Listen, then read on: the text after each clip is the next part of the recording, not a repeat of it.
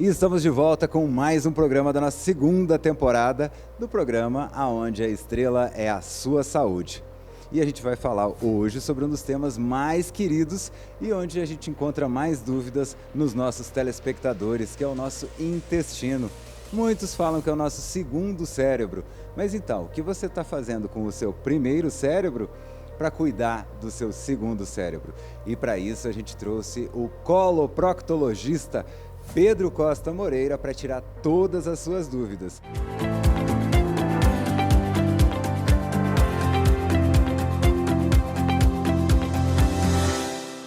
E a gente já está aqui com o Dr. Pedro Costa Moreira para falar sobre o seu intestino, seu segundo cérebro. Mas e aí? Uma coisa que ele me falou que chamou muita atenção na hora que eu convidei ele para vir aqui foi que cada vez mais cedo as pessoas estão tendo diagnósticos de doenças no intestino. Tudo bem, doutor? Seja muito bem-vindo. Como é que tá? Obrigado, Otávio. Muito obrigado pelo convite. É um prazer enorme estar aqui. Um bom dia para a plateia que está em casa, para os telespectadores. Tá tudo bem, né? E é muito bom vir aqui para poder compartilhar um pouco desse conhecimento da saúde intestinal, que é muito importante na população em geral.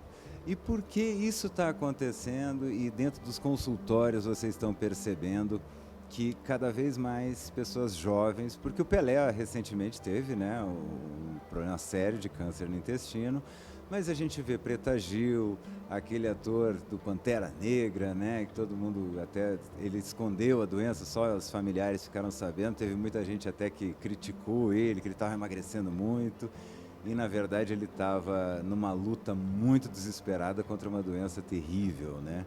Por que esse diagnóstico está chegando cada vez mais cedo e o que a gente pode fazer para ficar longe dele? Esse é um assunto muito importante que a gente tem que destacar, Otávio. Realmente, as últimas estatísticas dos anos recentes têm mostrado um avanço do câncer de intestino na população mais jovem. A população mais jovem a gente fala muito ali a partir dos 30 anos, de 30 a 50 anos. Antigamente, essa doença, o câncer de intestino e de reto, era mais diagnosticado na população acima de 60 anos. E a gente está vendo essa inversão agora na faixa etária do diagnóstico. Muito tem se culpado, e isso é uma verdade, na alimentação. Então, um dos principais fatores de risco que a gente pode até também interferir nisso aí é a alimentação para o surgimento do câncer de intestino e de reto. Uma alimentação rica, por exemplo, em alimentos industrializados, em carnes defumadas, carnes vermelhas no geral, alimentos enlatados. Então, a população mundial vem aumentando muito o consumo desse tipo de alimento nos últimos anos, acarretando no desenvolvimento desse tipo de doença, infelizmente. Glutamato monossódico e 300 colorantes NS3, quando a gente lê o rótulo, né? Que a gente fala da bula dos remédios que tem que ler, mas tem que ler também ali o rótulo, a bula da comida ali, que tem muito mais coisa às vezes do que no próprio remédio. Por que a gente está cada vez mais incluindo conservantes pesados, realçadores de sabor na nossa alimentação e cada vez mais a gente vê que desde cedo, crianças cada vez mais comendo alimentos industrializados, isso se deposita no intestino? Como é que o intestino... Porque a comida, o intestino vai lá e quebra, digamos assim, né? E absorve, a gente sempre aprendeu isso na escola.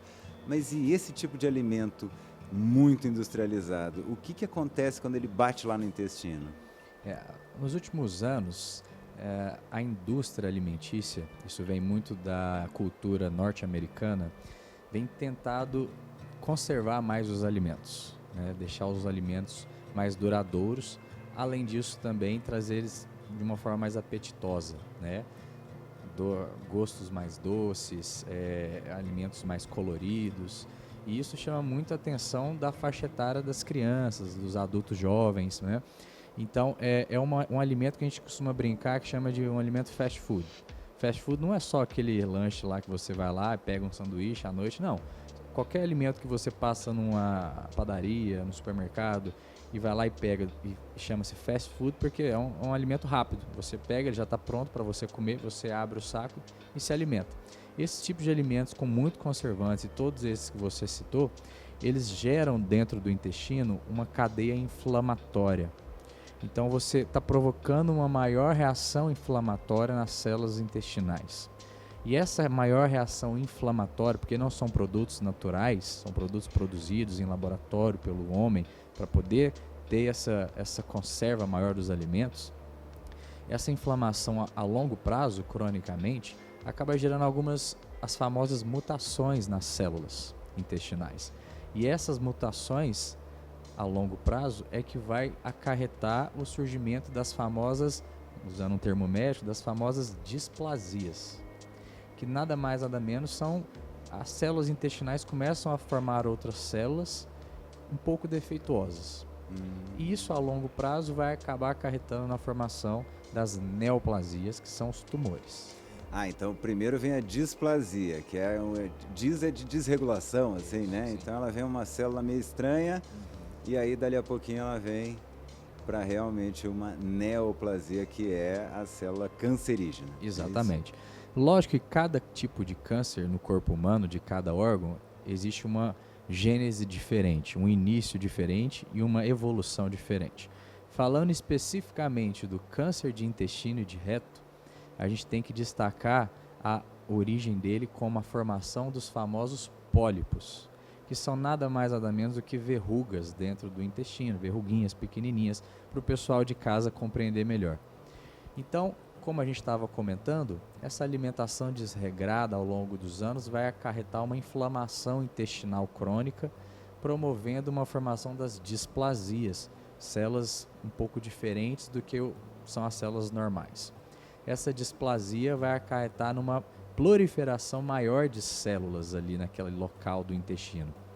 Com uma proliferação maior de células, há a formação dos pólipos, essas verruguinhas dentro do intestino, que no início, na sua origem, são benignas.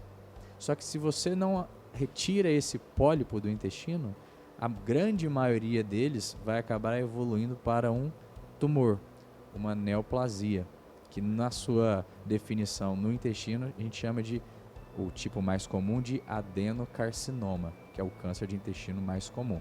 Então inicialmente era um pólipo, uma verruguinha, que se fosse retirado você teria resolvido o problema do paciente, mas se você não retira, com o passar dos anos aquilo vai aumentando de tamanho, proliferando cada vez mais células, até que no momento aquilo lá tem um ponto de viragem para virar um tumor, um câncer maligno de intestino. Então é aquela máxima, né? Quando a gente descobre no começo, e como é que se descobre isso? Tem que fazer aquele exame maravilhoso. É até engraçado falar, Otávio, é que hoje em dia o câncer de intestino ele é o mais prevalente no homem e na mulher, isso mundialmente.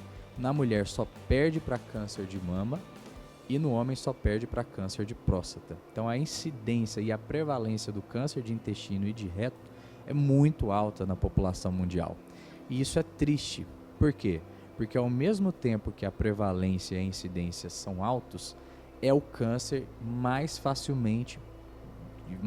de se prevenir que ele aconteça, através da colonoscopia, que é o exame que a gente entra com uma câmera dentro do intestino, faz uma varredura completa do intestino grosso atrás dos famosos pólipos.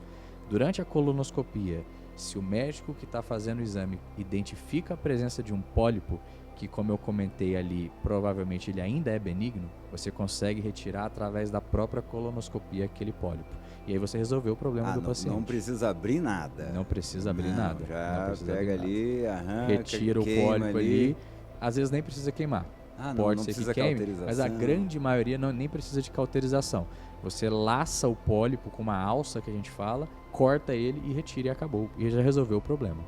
Não, isso é incrível, né, gente? Eu sempre cresci com televisão, sempre achei o máximo.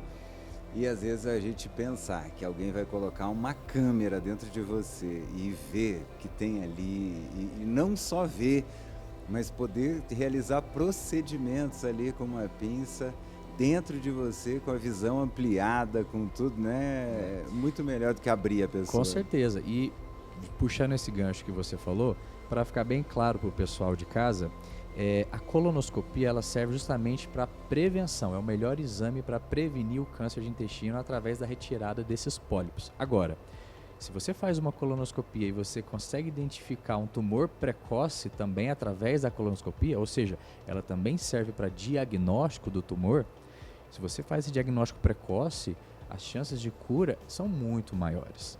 Muito maiores. Então, qual que é a recomendação atual da Sociedade Brasileira de Coloproctologia? É que toda a população tenha que fazer a sua primeira colonoscopia aos 45 anos de idade. Caso você aí de casa, tenha um familiar que de primeiro grau ou de parentesco próximo que tenha tido câncer de intestino, essa idade cai para 10 anos a menos. Então, a partir dos 35 anos de idade, recomenda-se a fazer a primeira colonoscopia. Geralmente, que se tem histórico na família, quanto mais cedo for, melhor. Quanto mais cedo for, é melhor. Isso. E lógico, se você não está nessa faixa etária da recomendação, qualquer sintoma que você apresente, procure um especialista, um coloproctologista, para, quem sabe, fazer uma colonoscopia também. E é justamente isso que eu ia perguntar, porque você vê pessoas, digamos assim, de poder aquisitivo alto, né? O ator do Pantera Negra, com certeza, não tinha problema para ir no médico, né? A própria Preta Gil, Pelé, gente, né? Então, como que a gente consegue identificar quais são esses sintomas para a gente correr logo para o médico? Otávio, a gente começou essa entrevista aqui eu comentando a importância dessa nossa conversa. Porque, infelizmente, mesmo eu trazendo esses dados tão robustos aqui para vocês, infelizmente é muito pouco difundida essa informação de que todo mundo tem que fazer uma colonoscopia. Não só as pessoas que têm sintoma. Então a recomendação é justamente essa faixa etária que a gente comentou. Porém, se você apresenta alguns sinais de alarme, alguns sintomas como, por exemplo, o principal de todos, alteração do hábito intestinal. Você é uma pessoa aí de casa, dos 35, 40 anos de idade, o seu intestino é um reloginho. Você vai todo dia ali, acorda, vai no banheiro e evacua tranquilamente. Só que de uns tempos para cá, de uns 2, 3 meses para cá, você está percebendo que mudou isso aí. Agora você está indo a cada 2, está indo a cada 3, está indo a 4 dias. De vez em quando você tem um episódio de diarreia. Esse episódio de diarreia pode vir com um pouco de sangue. Então veja bem, alteração do hábito intestinal associado também, pode ser que sim ou pode ser que não, a sangramento nas fezes, tudo isso é muito importante do ponto de vista de você procurar uma ajuda para tentar entender. Quer dizer que você que está apresentando esses sintomas tem câncer de intestino? Não obrigatoriamente. Existem outras condições que podem fazer esses sintomas. Porém, são sinais de alarme para se pensar em sim fazer exames para poder tentar descartar essas possíveis doenças. Sangue nas fezes é grave de qualquer maneira, né? Pode até não ser o câncer, mas tem alguma coisa. Pode ocorrer que tem alguma coisa, não é comum. Exato. A gente costuma ver uma história muito triste na saúde pública no Brasil, no SUS. Eu tive a minha formação, eu me formei na Universidade Evangélica de Goiás, em Anápolis, depois fiz coloproctologia na UFG, fiz um fellowship em Barretos, no Hospital de Câncer de Barretos. Fiquei lá 1 ano operando só câncer de intestino. Referência mundial. É. E assim, a gente vê a história se repetindo no SUS, principalmente, infelizmente. Qual que é essa história? É paciente que chega pra gente ali já no hospital terciário, já com um tumor de intestino, e ele conta pra gente que a primeira vez que saiu sangue nas fezes, às vezes ele até procurou um atendimento. Alguns casos não procurou, infelizmente, mas muitos casos procurou um atendimento. E às vezes o médico do postinho de saúde, ou às vezes algum vizinho, né, comentou, virou e falou assim: não, sangue nas fezes não, isso aí é hemorroida. Você não precisa preocupar, não. Então passa essa pomadinha aqui. Às vezes o vizinho falou assim: não, eu fui no médico, tava com hemorroida, tava sangrando, e o médico passou essa pomada aqui, ó, toma essa pomada aqui. E aí o paciente é tratado para doença hemorroidária, que realmente pode ter sangramento, a doença hemorroidária nas fezes. Só que, na verdade, esse paciente que a gente estava comentando sobre ele não tinha hemorroida. Ele era um tumor no intestino que sangrava. Então, sangue nas fezes pode ser várias coisas, dentre elas, câncer de intestino e reto. Você estava comentando sobre os famosos, né? Como as coisas são pouco difundidas, essas informações, às vezes essas pessoas nem tinham essa informação. Às vezes são pessoas que estão no dia a dia, naquela correria nossa do trabalho. Quantas pessoas de casa às vezes não tem tempo nem de olhar ali, sentar com o filho, ver a tarefa de casa, né, que o filho tem que fazer. Às vezes a pessoa não tem tempo de perceber que a recomendação é essa mesmo. Às vezes nem sabe que tinha que estar fazendo uma colonoscopia agora. Então, infelizmente, devido a esse nosso mundo corrido, as pessoas não têm essa informação e acaba passando despercebido, fazendo um diagnóstico às vezes tardio do tumor de intestino. E acho engraçado que às vezes a gente olha as fezes dos nossos filhos, né? A gente vai lá no banheiro, sempre está atento, qualquer alteraçãozinha ali na criança, mas a gente não olha as nossas. Então tem que olhar as dos filhos da gente também e as nossas também. A gente tem que estar atento. Tem muita gente que tem nojo, né? Ai, meu Deus, que nojo. A gente há 2 minutos atrás estava dentro de você, né? E ali não tinha nojo. Agora que saiu, tem nojo. Infelizmente é um assunto que ainda é um tabu na sociedade, né? Você, por exemplo, você não vai ali no restaurante e vai conversar com a pessoa, nossa, eu fiz um cocô hoje que, né, você não orgulhei. Me orgulhei dele. Só que assim, isso não precisa ser um tabu dentro de casa. Sim. Você pode conversar sobre a sua saúde intestinal com a sua esposa, com seu marido, com seu pai, com a sua mãe, com seus filhos, né? Entender como é que é a saúde intestinal dos seus filhos, né? Então isso não pode, não deve ser um tabu, justamente porque a gente tem ali o intestino é um sítio de possíveis doenças consideráveis na população. E essa coisa de aceitar o diagnóstico do vizinho é muito complicada, né? O diagnóstico do Google, o diagnóstico do vizinho, o diagnóstico do amigo, da avó, do vô, era o chazinho e tal. Não, toma um chá de tal coisa, quebra pedra e vai tudo se resolver. Na dúvida, procure um médico, né? Hoje a gente tem, querendo ou não, a gente fala aí a questão do SUS, mas precisa ir, né? Se eu não tenho plano de saúde, eu vou para o SUS vai me atender. Atualmente, no SUS, a gente no Brasil tem centros muito referência, né, digamos assim, mundial no tratamento do câncer de intestino. A gente tem, por exemplo, Barretos, que eu comentei aqui, a gente tem o INCA no Rio de Janeiro, o próprio Hospital Albert Einstein, que está aqui em Goiânia, né, que tem a sua sede que é particular, mas, por exemplo, gere outras unidades que são do SUS, que é o Hugo, que é o HMAP, o Hospital Municipal de Aparecida de Goiânia. Então o SUS realmente tem um papel muito importante na saúde e se a pessoa procurar ajuda, ela vai ser bem atendida, não tenho dúvida disso. E essa questão do SUS eu acho muito interessante a gente falar, a gente já falou bastante, inclusive, sobre a importância do SUS na primeira temporada do programa. Mas eu quero chamar a atenção de vocês que às vezes a gente fala, o SUS não presta. O SUS, ele depende muito de quem está gerindo. Porque se você olhar o HMAP hoje, tinha um centro de hemodinâmica lá parado há quase 1 ano, sem utilização. A hora que o Albert Einstein entrou lá, em menos de 1 mês estava funcionando. E batendo recordes de procedimento, e agora eles vão ampliar mais ainda o atendimento da hemodinâmica do HMAP. Exatamente. A gente tem SARA, a gente tem ilhas enormes de excelência no SUS. Mas isso depende da vontade de quem está administrando, né? E quando a gente fala isso, a gente sempre, às vezes, culpa os políticos, né? Mas, às vezes, a gente tem participação ali de toda a cadeia, né? A gente já vem do jornalismo, então já fiz reportagens sobre médicos que iam com dedos de silicone bater o ponto dos colegas. Então, quer dizer...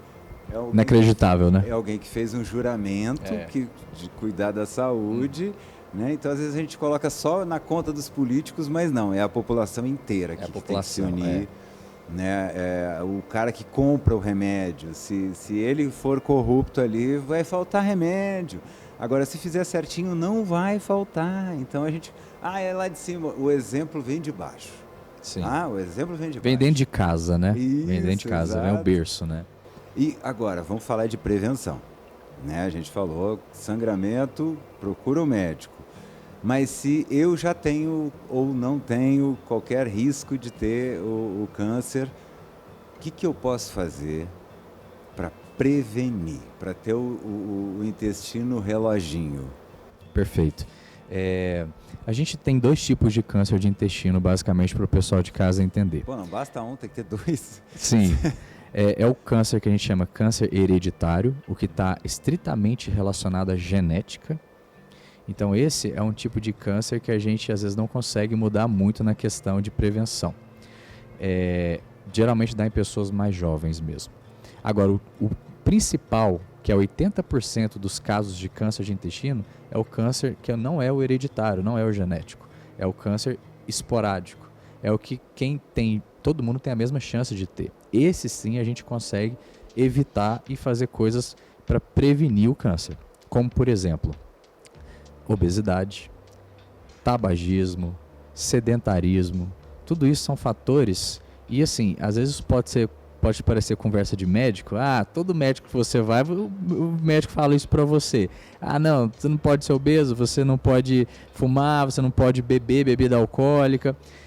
Porém, Otávio, se a gente for atrás das principais fontes científicas que estudam o câncer de intestino, você vai ver que tem interferência muito grande a questão do tabagismo, da obesidade e do sedentarismo na formação na gênese do câncer de intestino esporádico. Esse que é o mais comum de todos. E, como a gente estava comentando no início da nossa conversa, a alimentação. A alimentação talvez hoje seja o principal fator que esteja influenciado na gênese do câncer de intestino. A aveia, que é o milagre dos milagres, é verdade? Funciona mesmo comer aveia? Otávio, é o seguinte, logicamente que a gente tem que tentar manter um hábito alimentar mais saudável, né? E o que é o hábito alimentar mais saudável? Evitar aquelas comidas industrializadas, enlatadas, carne vermelha em excesso. Então você que come carne vermelha todo santo dia e aí, como se não bastasse, vai lá no final de semana e ainda come aquela churrascada. Então, a carne vermelha em excesso também é comprovadamente maléfica para o intestino a longo prazo, né? As carnes defumadas, como a gente comentou, e lógico, o que você acabou de falar, a gente tentar caprichar um pouquinho mais nas verduras, nos legumes e nas fibras. Então, a aveia, ela entra justamente no quesito fibras. Por que as fibras são tão importantes? Pode ser chia, aveia, enfim, todas as leguminosas, as verduras verdes, alface, couve, tudo isso é muito rico em fibra. Por que as fibras são importantes? Porque as fibras elas vão deixar o bolo fecal mais amolecido, não tão duro, não tão difícil do intestino empurrar para frente. Então, isso é tornar um hábito intestinal saudável. É você conseguir ter o seu hábito intestinal diário, sem força para evacuar, com as fezes mais não amolecidas, mas, digamos assim, não duras demais, ressecadas. E, além de tudo, o outro ponto principal, caprichar na água, porque a água também vai ajudar em todo esse processo de proteção intestinal. Se comer fibra e não tomar água, vira um cimentão. Exatamente, ali, né? Exatamente. É bem pontuado, porque se você come muita fibra e bebe pouca água, você está indo na contramão do que a fibra vai ajudar. Porque a fibra é para ajudar as fezes ficarem mais amolecidas e mais fáceis de serem empurradas para frente. Se você não bebe água, aí vira um tijolo mesmo. Aí você está indo na contramão. Só para a gente encerrar aqui, de quanto em quanto tempo a gente tem que fazer uma colonoscopia? Isso vai depender do resultado da sua primeira colonoscopia. Se a sua primeira colonoscopia não deu nada, um exame normal, você pode repetir a cada 3, 5 anos. Agora, se você já fez a primeira e já foi identificado pólipos, aí vai depender do resultado da biópsia desses pólipos. Mas, normalmente, você tem que repetir com 1 ano e aí vai espaçando de acordo com os novos resultados das novas colonoscopias. Quero agradecer demais a sua presença aqui. Já é sócio aqui da casa, é maravilhoso. E quero te trazer mais vezes, que agora a gente vai falar para falar justamente sobre essa questão da alimentação. Prevenção, hein, gente? Sangrou nas fezes sem ter comido beterraba, a gente está vermelhinho, corre para o hospital, que é problema. E a gente te espera aqui amanhã, mesmo horário, com mais dicas, hein, gente? E não esquece, se está assistindo a gente pelo YouTube, deixa o seu like, inscreva-se aqui no canal e um grande beijo. Até o próximo vídeo.